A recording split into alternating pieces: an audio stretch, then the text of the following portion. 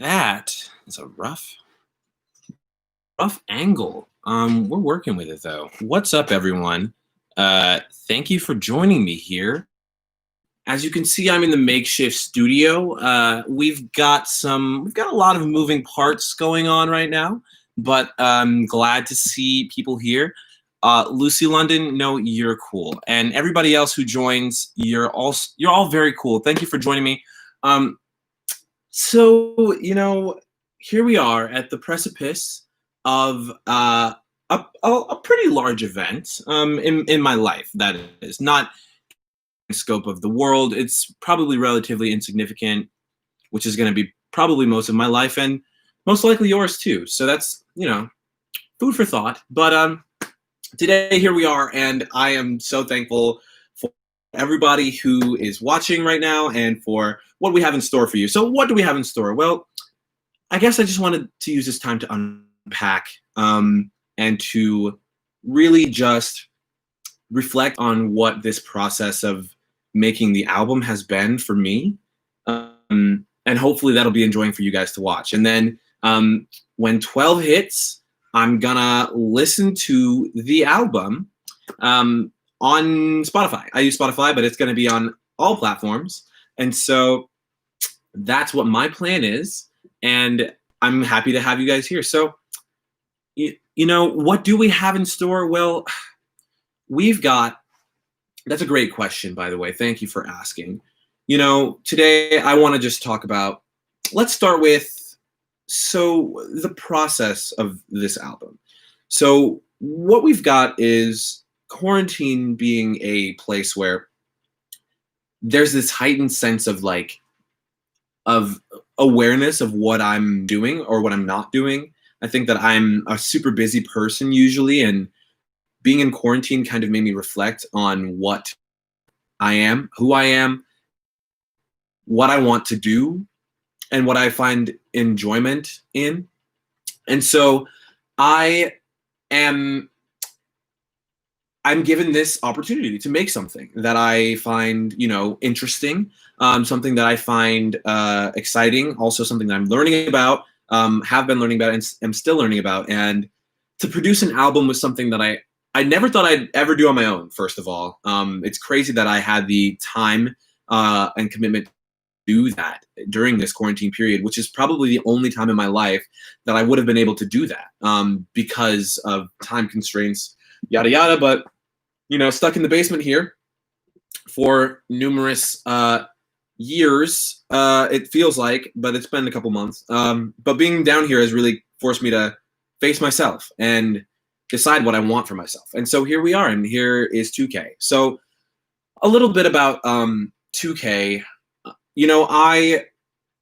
I've always enjoyed the idea of having my first album be 2K if I were ever to have an album. I was born in 2000. I was born in the year 2000, which is why I thought 2K would be a good idea. I think it sounds cool. Maybe one of the big things when I was thinking about the album title was what do I want this album to I guess reflect? What is this album supposed to be? I am used to the idea of an album having a theme, and I tried my best to both create what I wanted to create individually with the songs, but then also have this album tell a story. And so even though 2K is a name that I came up with a long time ago for the album, the content of the album has shifted a lot as I've been working on the songs to be more of a reflection of where I'm at now / what I've been through recently, as opposed to what I might have been going through, in high school when I was thinking about what 2K would be about. And the songs that I wrote back then are so different from the songs that I've written now, both stylistically and content-wise. And so I think that although 2K has stayed permanent because I wanted it to be about my experiences thus far, in a way, it has been largely influenced by my recent life as opposed to being more of a holistic picture. So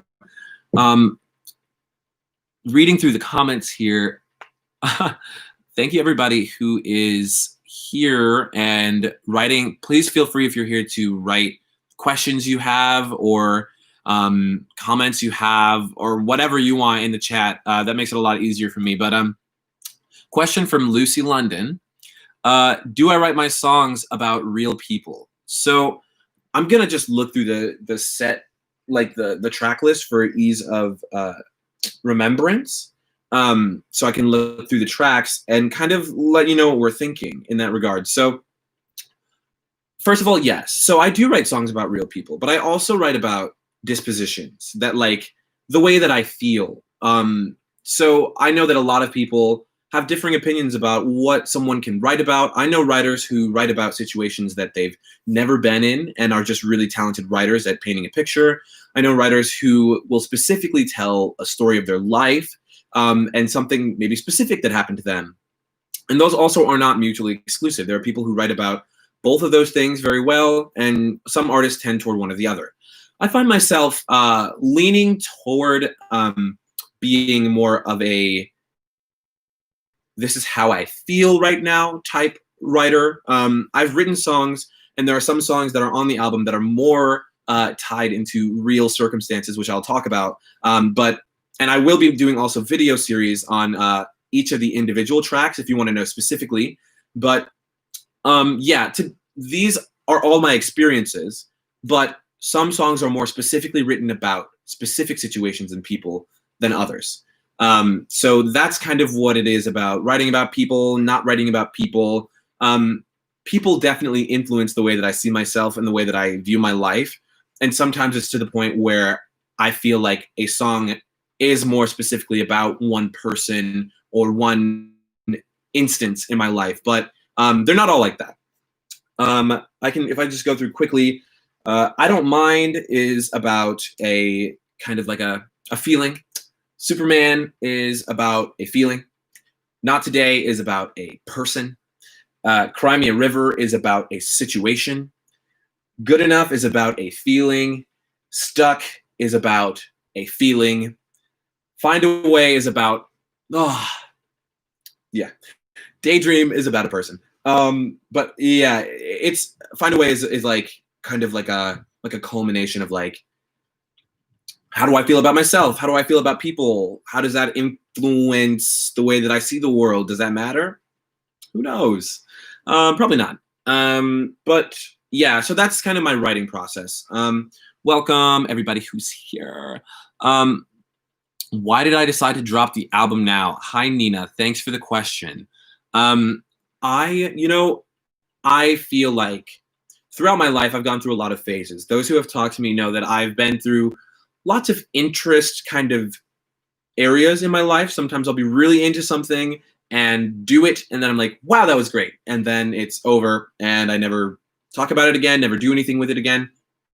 And although I feel like I am moving away from that, and I'm trying to find more concrete things that I can do consistently, both because I want to be more of a consistent person, and also because hopefully I want to start making money doing something that I like to do, which means that you've got to be consistently good at something. And so, for this album, I decided to drop it now because now was the time that I felt both emotionally and also literally able to give at such a high rate. So, I mean, it was a lot of hours put into the album. If you went on my Instagram, you saw maybe my Q&A that I did about the album that people had questions for, about how much time I spent on it. And it's been a long time, and it's been a lot of hours put in, even though it's kind of been mostly compressed into about a 2-month period. So, I felt like I was breathing the album in every night kind of thing. And it was just the only thing on my mind for a while. And so when I felt like I had a project that I was proud of, I didn't want to sit on it. I feel like sometimes for me, I feel like the art that I create specifically, I'm struggling, and I have struggled to see myself as an artist in the past and not just like a guy who sings songs or like a guy who does theater or like takes pictures. And like, I've tried to really feel proud of myself and feel like what I have to say matters. And so because of that, that's kind of where I've gotten this idea of, I want to make this thing now, and I want people to consume it with whatever is like whatever is relevant about it. And like to them right there, and it might not be, you know, anything that somebody likes, or it might be something that it's like, wow, like one of my favorite songs on this album. Just felt like it was something that I wanted to do now, and there was no reason to put it off. So that's kind of that's how I feel about the process of like, why now? Like why haven't you before? Why don't you wait to, you know, make it better? I don't know.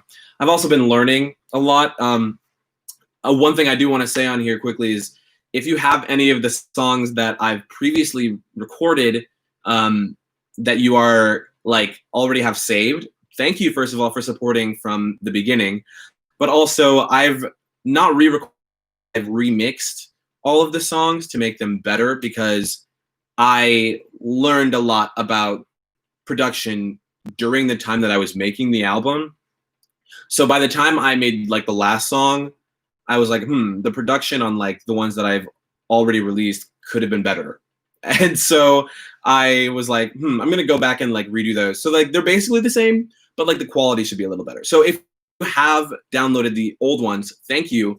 But like please listen to the one from this album set with the different art. Please. It'll make me feel better about myself because I know they sound better objectively. But content's the same, so pick your poison, you know, whatever. But yeah, let's see. Can I sing a song from the album? Maybe. If we get there, I'll come back to that one. Did I produce all of the songs? I produced all of the songs. I co-produced one of the. So I basically, what I mean is I produced every song completely except for I Don't Mind. So I did the other song in my basement on my laptop, working with YouTube for reference and just my intuition for what sounds honestly terrible advice. That's like probably one of the number one rules is like you want other people to listen to it before you put it out. And other than my brother, who's occasionally playing video games down here while I was mixing and producing, nobody really heard it. So needless to say, I was a little bit skeptical about and a little bit nervous about putting it out because I realized that nobody had heard it and was like, I don't even know if this is good. But I'm trying to also be like one of those people where it's like, it's art. It doesn't need to be good. It just needs to be real. That's something I've been learning in theater school, which is a completely different conversation. But that's how I feel about that. But yeah, I produced them all. But I Don't Mind. I produced at home, and then I recorded vocals and had it kind of mixed by Michael Landy, who also goes to Northwestern. He's in class of 2022, like me. And he's a phenomenal producer and a great friend. And I'm really happy that he helped me out with that because I did not have access to any mics to record. I didn't even know what that process would look like. And he helped me out with that a lot. So thanks, Michael. But yeah, everything else is completely me, which is crazy.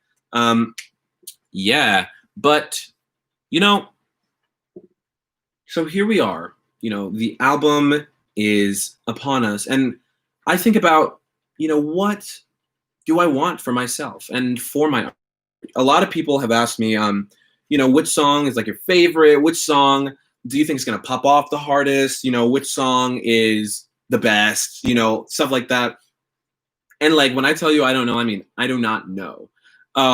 Because it's just such a part of who I am at this point. And I've heard them all so many times. I'm kind of like, oh God, like I'm sick of this, but I'm not. And also it'll be new for a lot of people. So I'm super, super excited about that.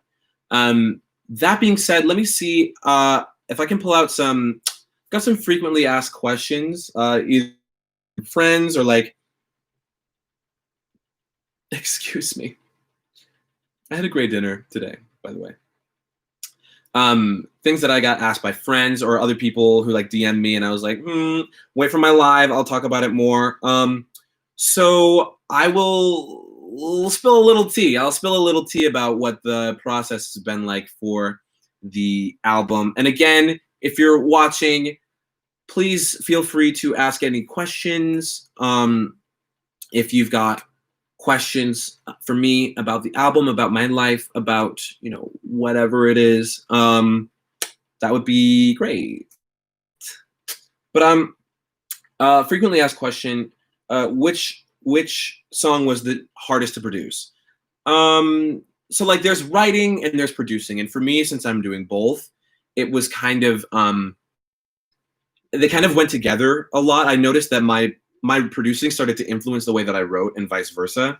One of the biggest challenges that I found was that, which is common when you're working with something new, like for me, for instance, producing music, and it was kind of the same for like when I would learn an instrument. It's kind of difficult sometimes to be as fluent in an instrument as you are in your mind about a topic. So for example, there were songs that turned out the exact way I wanted them to sound because I was capable of making that sound when I was producing. But for other songs, it was a lot more difficult to make the sound that I wanted to hear. And it reminded me of when I was like learning how to play guitar, because I felt like my brain was so much further ahead than like my muscle memory. And like when I would play piano or like guitar, when I was learning, I knew what I wanted it to sound like, but I was not capable of making the sound.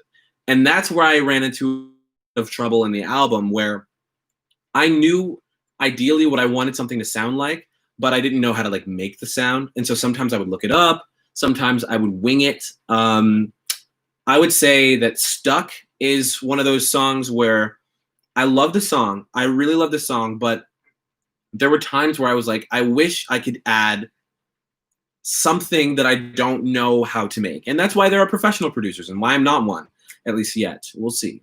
But that's like one example where like some kind of like reverb or echo that I don't know how to produce correctly. I had some real problems on concerning like reverb and echo actually is Find a Way. If you listen to the first Find a Way and then you Find a Way from this album, you're gonna notice some differences. And like it's kind of cringy. I'm gonna keep the first one up because it's like, why not? But lots of just production things again that I learned after doing it a lot, that I revisited that same track and made it sound more like what I wanted. And I think that's a really important thing for musicians and artists in general to understand, is that so frequently our minds will be further ahead than our actual skill capacity, and that training and practicing on these things is going to make your product better. It doesn't matter how wonderful and brilliant your mind is if you cannot create what is in there. And I'm still learning how to do that, but I've gotten better at that over the course of the past month or so. So yeah. Ooh, maybe I'm gonna sit up. This lighting is a little better. The light is super bright. What YouTube tips have you picked up that have been the most helpful in your production quality? Thank you for the question, Joel. Hi, Joel. I'm glad you're here. Joel Hu is a phenomenal composer who went to my high school, and I am so excited to see what he does with his life. Joel Hu, I told Joel that when I produce a film in the future, he's gonna orchestrate and score thing, and it's gonna be amazing. If I don't do that for my own films, because that might be a thing that I do. Or maybe, we'll tag team it. We get there when we get there. But anyway, question from Joel, YouTube tips that have helped me in my production. So sound is really interesting. And I can't say this is just YouTube, but one thing that I've learned about cutting sound and working with sound is that we perceive sound as humans differently than sound is actually produced. I was actually just having a conversation with my friend the other night about overtones and how the way that we identify different instruments is based on the sounds that we don't think that we can hear. So a piano playing middle C and a guitar playing that same C is going to sound a lot different. And we can know that, but we don't know how we know. And basically what YouTube and working with sound has taught me is what identifies those things. So I've got, which is like a thing where you can like hear a note and know what the note is. But there are different kinds of like identifications that you can use for music that I didn't even know existed. So everybody knows about perfect pitch because people hate the people that have perfect pitch. I hate them too. I'm one of them. I hate myself. And there are like things that you think that people can perceive about certain sounds that maybe some people don't have access to. But there are also things like in production that I've learned on YouTube and doing music that like you can get the ear for. So before I started producing music or doing YouTube, any kind of sound things, I did not understand the concept of compression. I knew compression was a term that existed and that it did something, and usually that it was good, but I didn't know what it did to the sound, and I didn't know how it would help me or hinder me if I was creating um, a song or creating a video, and putting together what it means to have, a sound that is compressed or a sound that is open and echoey. And that's now a sound that I can hear and identify, but only because I've practiced and that I've worked with sound that has been compressed, and then I've worked with sound that has not been compressed, and I've heard the difference and I've trained myself to hear it, which is basically the same as any other kind of pitch identification, chord structure identification. It's the same thing. It can be trained. And that's something that's really, really useful. So, and for me, being a person where I learned a lot about music in a very long time. At the beginning of my freshman year of high school, I didn't know where middle C was on a piano, and now I play piano and guitar very fluently, read music, all that stuff, yada, yada, yada. And that was just something that I felt like, oh, now I've got the handle on this. Like, what else is there to know about music and about sound? And producing opened up this completely different realm of the interpretation of sound that I never was able to grasp before. And so that's like a really cool thing to me. I don't know. And so that's something that I'm going to want to pursue and think about more in the future, being able to identify what good production sounds like, or production at least that fits my aesthetic, which I'm still working on. And we'll talk about that next. But first, let's see what we've got going on over here. Thank you for joining, even if you fell asleep waiting to watch. I appreciate that. Bennett Peterson, my boy, my dude, my guy. I couldn't have said it better myself, man.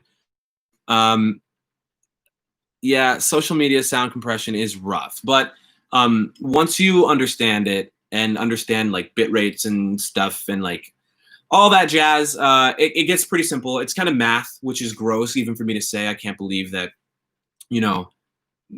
math is still in my life, even in any aspect. But nevertheless, yes, math. I know it's honestly disgusting sometimes. I'm seeing there's a little bit of math, debate going on in the comments, and so I am sorry for that. And math exists, and math is great for us, but just maybe not great for me, like right now, if that makes any sense. But I'm gonna go back to Cameron. I'm not ignoring your comments. I'm so glad you're here. Welcome from Brazil. I am super happy you're watching and honored that you decided to join me. Oh, Bennett, that's a super hard one, man. Let me think about it. All right, so that's a difficult question. The question that Bennett asks is, what's your favorite lyric on the album? And like, that's really, really hard because I'd say that there's lots of categories. I like to categorize things so I don't have to have a favorite. That's something we can unpack later. But I think that the two categories that I will like put lyrics in is wordplay and meaning. So like, because I think that there is some really clever wordplay that is in the album. Lots of people will recognize most of it, but there are some more like niche ones in there that I think are like fun, and I'll like go into them again in like other videos when I do individual song videos. But so like there's the wordplay, which I think is clever, and like in rap is like a big thing that I wanted to like get good. But then there's also like, what does it mean to me in my life and how relevant is it? And so like that's different. And like I would say, my favorite, I'm gonna start with the latter. So what means the most to me? Oh man. I mean, I think you know, there's something to say about what an artist decides to put as the last song on a track and on an album. And I feel like in Find a Way, even though it was one of the first ones that I wrote, I felt like it really occupied this good, like, this should be last. And I struggled a little bit.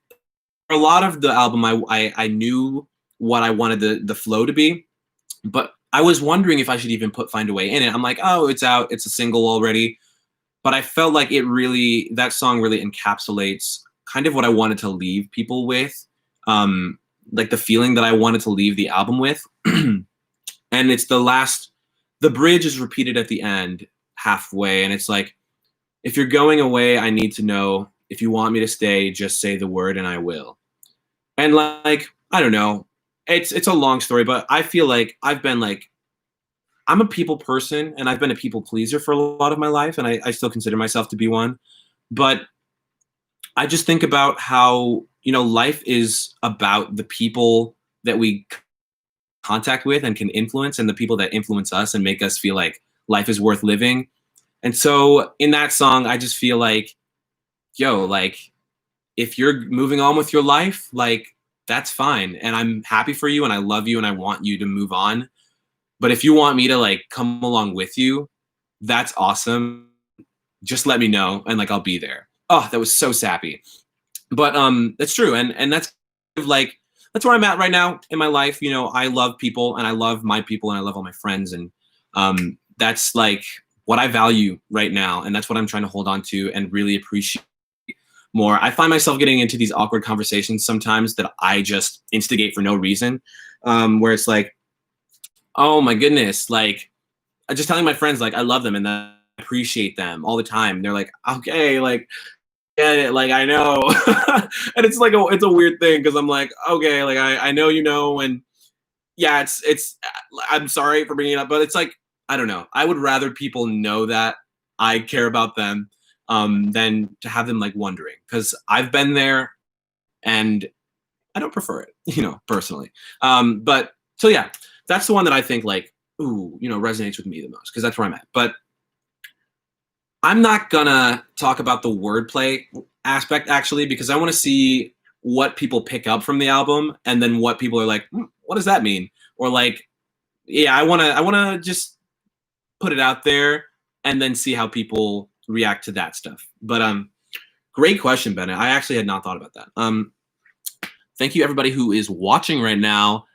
My song, don't do this to me, Ruby. Don't do this to me. My favorite song.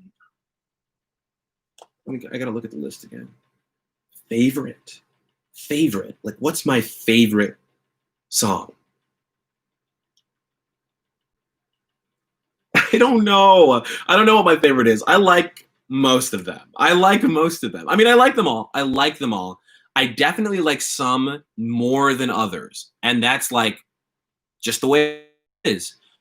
Okay, I can do that. My least favorite song, I will say, so I don't know what my favorite is. I really like most of them. I'm super proud of, and they're kind of different in style and in like content. So it's difficult to be like, oh, this one's my favorite, because they're just, you don't play them all in the same situation or ever, maybe. But that I'm sorry about that. My least favorite track is probably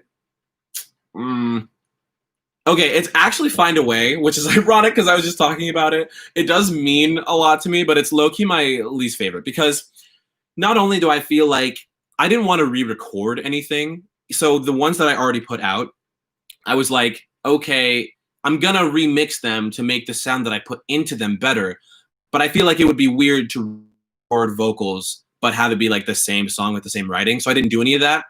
I recorded that one the worst. There is a lot of production technique that I now know that I would have re-recorded that so it could have sounded way better. I think it still sounds acceptable, but I had higher hopes for that one production-wise. So that's like my least favorite to like listen to. So I'm gonna have to put it with that. The other ones I feel like are at a higher production standard, but maybe you don't notice. Hopefully you don't notice. But yeah, that's kind of my least favorite one. It's 11:59. Thank you for texting me. It's 11:59. So it's gonna be out. Don't avoid the song. It's a good song, Bennett, but I understand if you don't. Wow, and it's 12. And it's 12. Wow, just like that. It's out. It's out, baby. So there it is. I'm gonna just read through this quickly. This will be over soon since it's 30 minutes long now. And thank you for watching again. Seriously, if you're here, it really means a lot to me that you guys support me or just wanted to see what I've been up to because you saw a link or whatever. But I really appreciate that about you all. So thank you so much for being here. Let me read through some more. Okay. So favorite chord on the album, Cameron, I see you. Favorite chord, oh, it is a, wait, I'm gonna play it real quick. It's really quick. Don't leave, I promise. Please don't leave. I just forgot what the name is. I've got to like look at the keyboard. Okay, so it's in okay, it's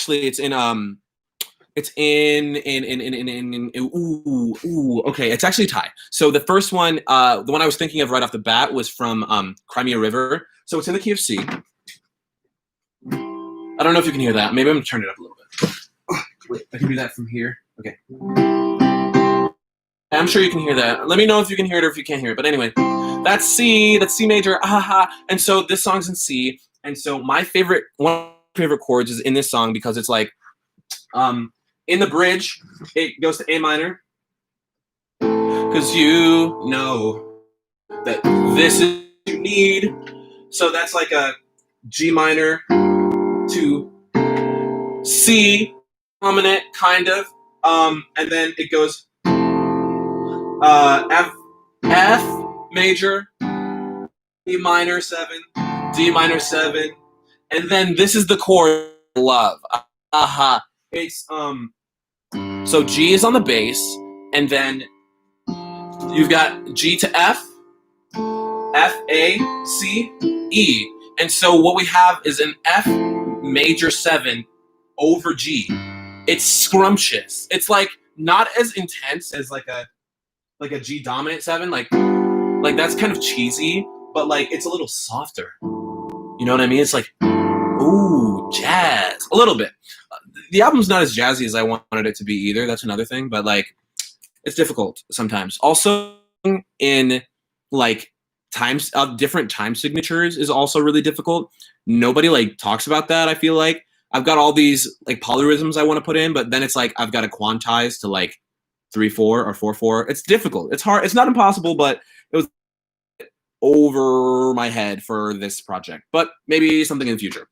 And then the second chord, it's in Daydream. Okay, now that it's out, I'm gonna check Spotify actually. I can play it because I played it on guitar, so I don't remember what the equivalent would be. Daydream. Sneak peek. Listen to this after you you get off the live because it's a great song. I like this one. I really like this one.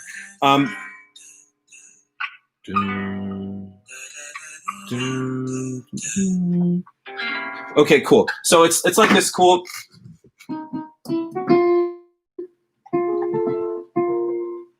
Okay.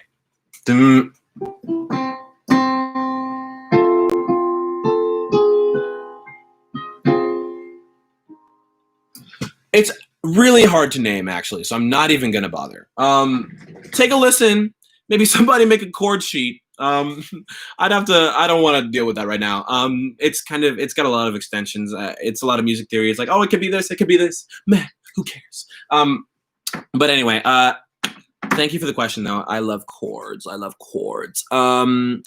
Music videos in the works. Also, first of all, Nadia, guys, I got a lot of correspondence about how The Zone is not on this album. People seem to love that song, actually, which I'm glad about. I just felt like it didn't fit the narrative structure of the album that I was trying to make. So I was like, The Zone, though, like, but that producer tag, though, J-Town's made a beat. That's coming back. It'll come back in like another single or something. No music videos in the works right now, though. I'm by myself. I could be creative, but I think I'm gonna wait till I get to Evanston when I have like my film friends who are gonna be like on site. You know what I mean? Then we're gonna make some stuff happen. But yeah, lyric breakdowns are coming. I'm gonna have I think I'm going to stop the video very soon. Just for brevity. I really, really appreciate you guys being here. It means a lot to me. I keep saying that, but it's true. But I'm going to answer this last question here. And then, Claire, I see that you put a question about the writing process. And honestly, each song is different. So I'm going to plug, I'm going to have a bunch of song breakdowns, Genius style, on my channel that I'm going to do for each song. And I'm going to get into the music writing, the lyric writing, what it's about, what does it mean to me, and how did I decide that I wanted to sound like that. And that's all going to be on my channel in the future. That's going to be my next set of videos. So stay tuned for that. And guys, I'm going to go listen to the album. I think maybe you should too. It's only like 28 minutes, but that's none of my business. I'm going to go though. Thank you all so much, so much. I love you. And thank you for your support. I hope you guys have a fantastic night. Two tastics, that was. And follow me on Instagram. Like if you want more like content about the album, I'm going to put on there too. But all the in-depth stuff is going to be on the channel. So stay tuned if you're interested. And thank you so much for your support. Go stream 2K. Tell your friends. Add songs to playlists and stuff. I'll be on Instagram. I'm going to be, plugging it. But anyway, do that stuff. But thank you all so much. I will see you later. Stream 2K. Okay. Bye.